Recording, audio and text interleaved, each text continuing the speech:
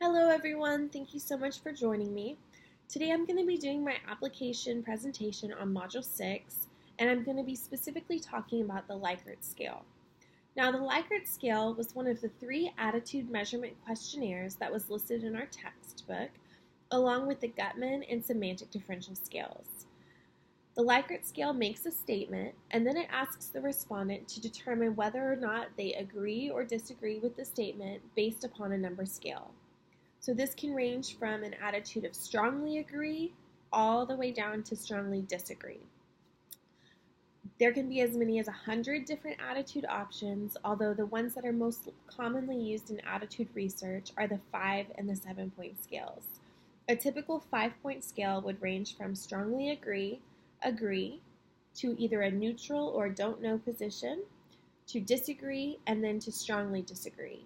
An important aspect of this scale is that each of the attitude options are assumed to be an equal attitude change from each other. So the attitude change from strongly agree to agree would be equal to the attitude change from disagree to strongly disagree.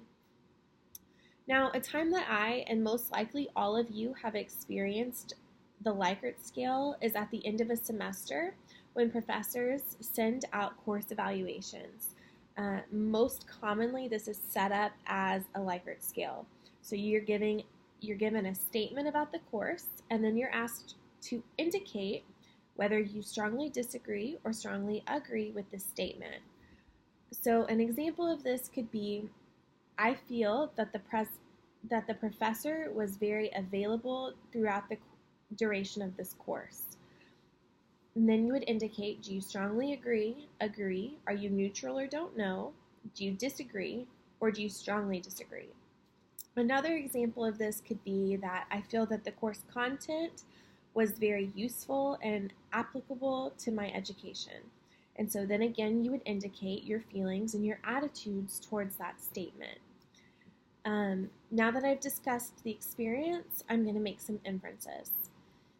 So if we feel that the professor was very organized, was very reachable, was very helpful, if we feel that the professor was really great at explaining the concepts, then most likely we're going to identify and agree with the positive statements about the course.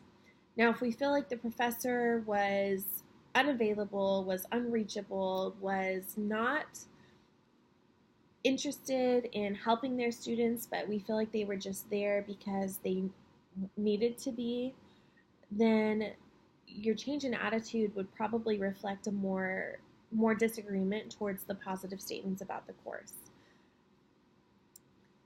Now, another circumstance would be that the professor starts the course off really strong, the content is engaging, there's supplemental resources, and you feel like you're really learning. And then somewhere along the semester, something happens, and now you're unable to reach the professor. There's no more supplemental materials, and you're not understanding, and you feel like you're floundering. Then your answers might vary based upon the different statements. You may become neutral, whereas at the beginning of the course you would have felt that you strongly agreed with some positive statements. So what happens is, depending on the impression that's left with us, that shows our attitude towards the course. So in conclusion, Likert scales are used in our lives rather frequently. The way that they are set up helps our professors and universities measure our attitudes about certain classes and professors. And if the classes and professors leave good impressions on us, we're more likely to answer the Likert scales pertaining to the class positively. Thank you so much for your time.